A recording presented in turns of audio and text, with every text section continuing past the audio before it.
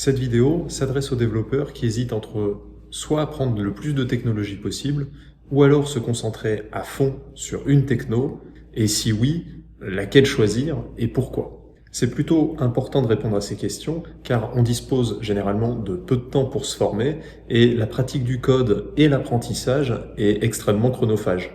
On peut facilement passer 2 heures sur un petit truc dans un coin, et au bout de 2 heures, il n'y a toujours rien qui marche, et on a l'impression d'avoir juste perdu notre temps. Donc dans cette vidéo, on va regarder comment prioriser l'investissement que vous faites en temps dans votre formation, pourquoi moi j'ai choisi de me spécialiser, et pourquoi plus particulièrement sur Angular. Mais juste avant, pour ceux qui ne me connaissent pas, laissez-moi me présenter rapidement. Donc à la base, j'ai été développeur chez Atos, donc qui est la plus importante société d'informatique d'Europe, avec plus de 110 000 collaborateurs dans le monde.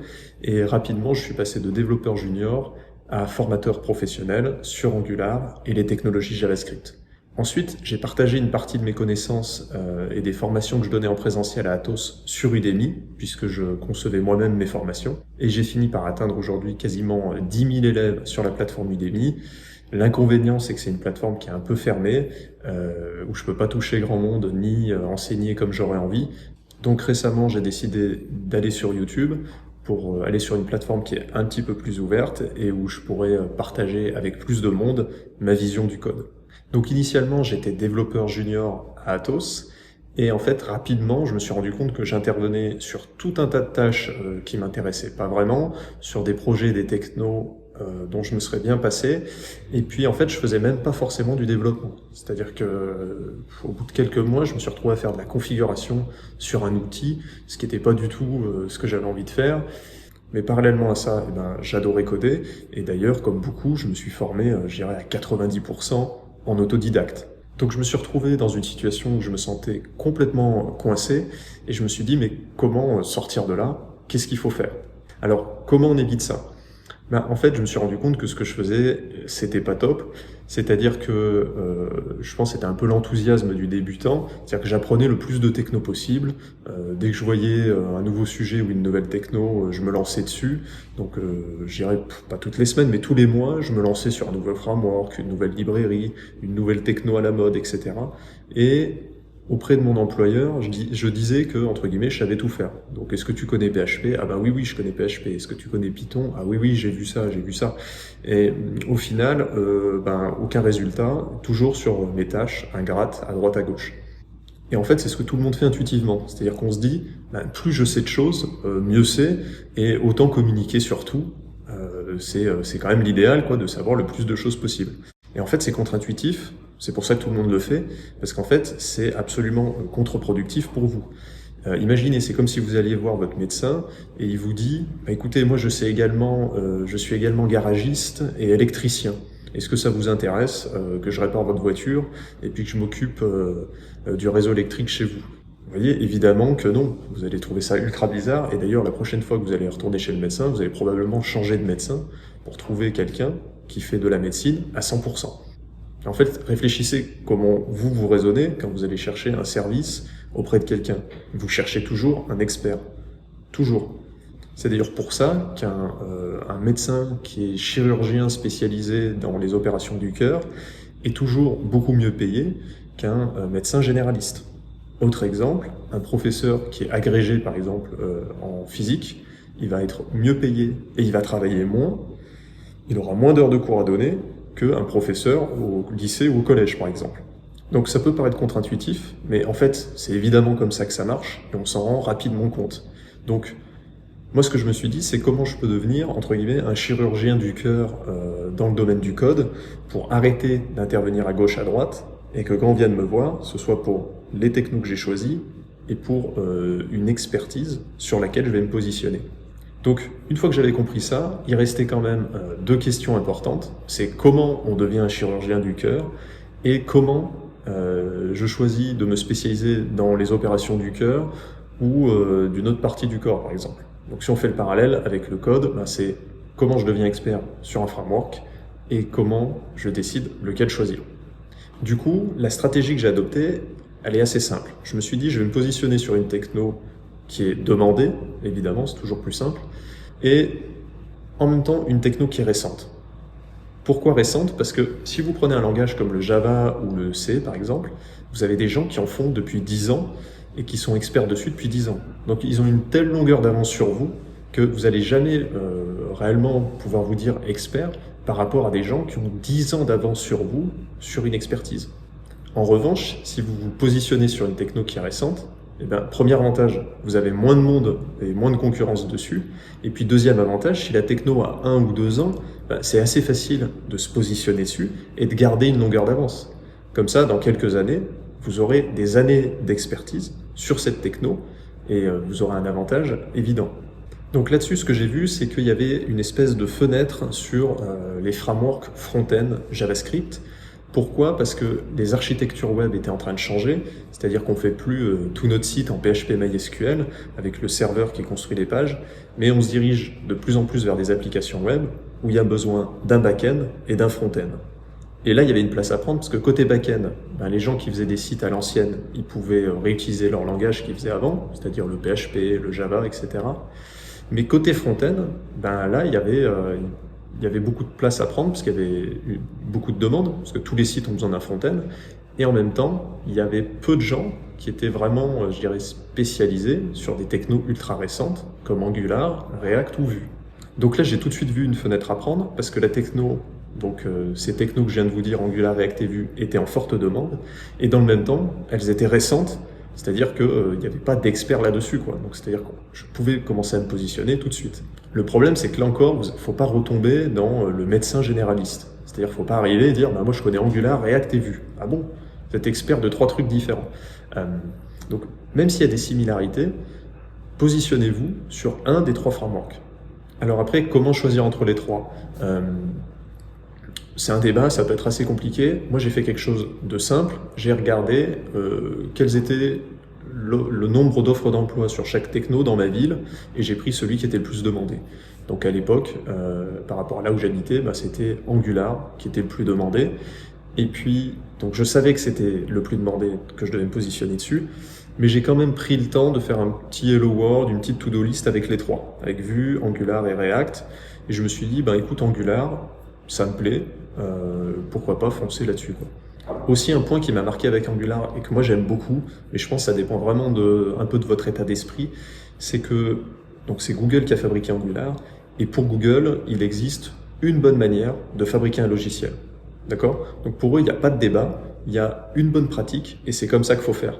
Donc un peu dans tous les produits Google, vous retrouvez ça, que ce soit par exemple Flutter ou Angular, vous avez une manière de faire. Donc pour moi, ça a 2 avantages, c'est que quand vous débutez, eh ben, vous perdez pas entre des blog posts qui disent tout et leur contraire. Vous suivez simplement la recommandation de Google qui vous dit, bah, écoutez, vos formulaires, vous les faites comme ça, vos appels réseau, vous les faites avec notre client qui est déjà intégré dans Angular et pas avec autre chose. Donc, vous êtes vachement guidé et plutôt, en fait, de se perdre dans des choix à droite, à gauche, vous allez tout droit en suivant les pratiques de Google, quoi.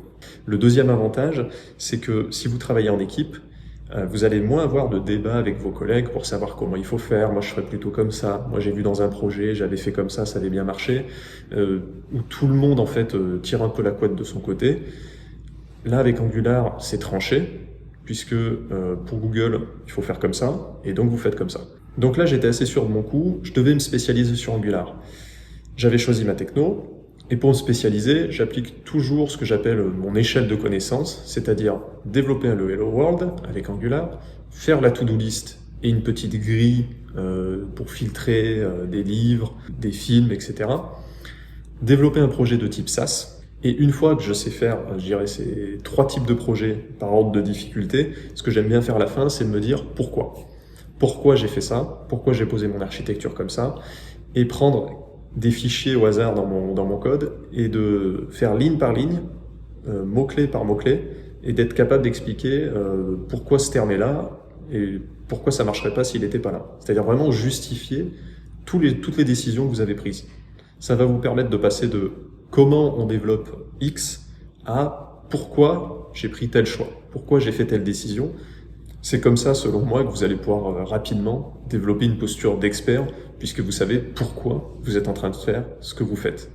En fait, à partir de là, vous allez commencer un petit peu à être challengé et remis en cause. Moi, je me rappelle d'un développeur un développeur, c'était quasiment un architecte qui avait bien plus d'expérience que moi et qui m'a dit, mais tu sais, de toute façon, Angular va mourir bientôt.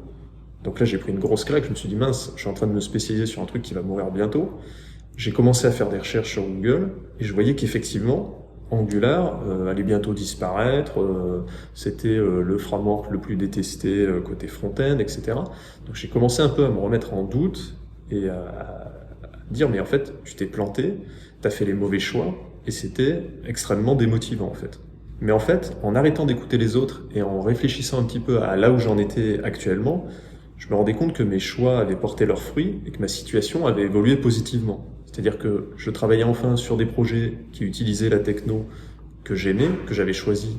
J'étais capable de justifier tous les choix que je faisais et généralement c'était les bons choix. Donc j'avais de plus en plus de gens qui commençaient à venir me demander de l'aide, etc. Et j'étais sans cesse sollicité pour des projets qui me plaisaient en fait, que j'avais envie de faire. Donc en fait, en y réfléchissant bien, en fait il n'y avait aucun problème et j'avais plutôt pris des bonnes décisions. En fait, j'ai réfléchi à ce qui venait de se passer. En fait, il y avait une personne que moi j'estimais beaucoup, mais qui n'était pas experte sur Angular, qui avait une expertise un peu plus, je dirais, traditionnelle sur du Java, donc qui avait aucun intérêt que Angular se développe, puisque ça lui faisait un peu, entre guillemets, de la concurrence inutile. Donc si Angular pouvait disparaître, ça l'arrangeait. Donc il n'avait pas forcément un avis objectif sur les choix que j'avais faits par rapport à Angular.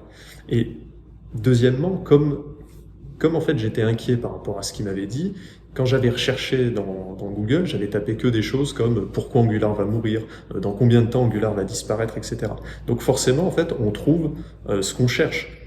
En fait, c'est un petit peu la magie d'Internet, c'est-à-dire que vous pouvez trouver tout et son contraire. C'est-à-dire que si vous tapez pourquoi X est vrai, vous allez le trouver, et si vous tapez pourquoi X est faux, vous allez trouver aussi toute une argumentation qui justifie ça.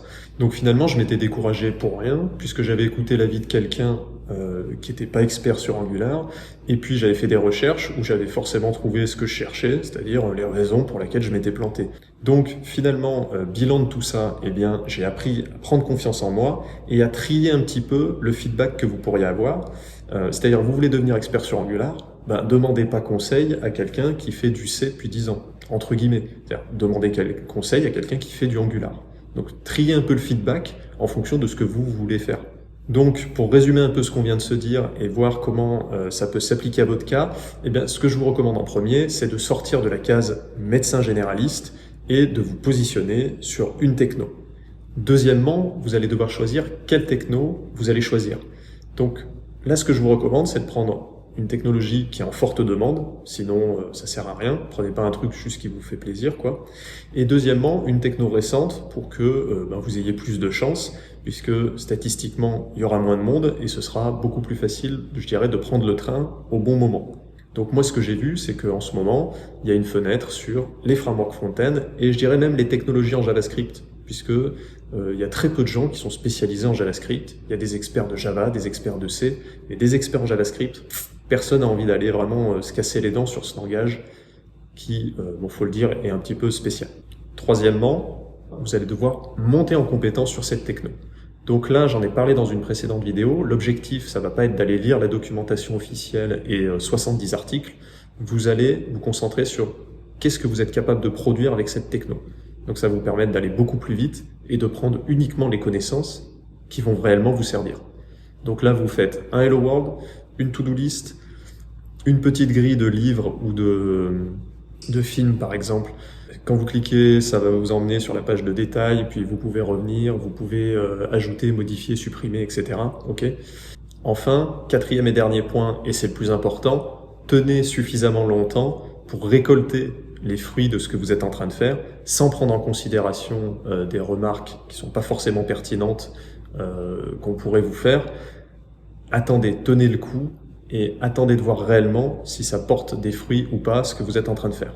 Parce que vous verrez que c'est très agréable quand c'est vous qu'on vient voir pour demander de l'aide, que vous travaillez sur des projets avec des technos que vous avez choisis et que vous êtes finalement reconnu dans ce que vous faites et que vous êtes capable de justifier les choix que vous prenez.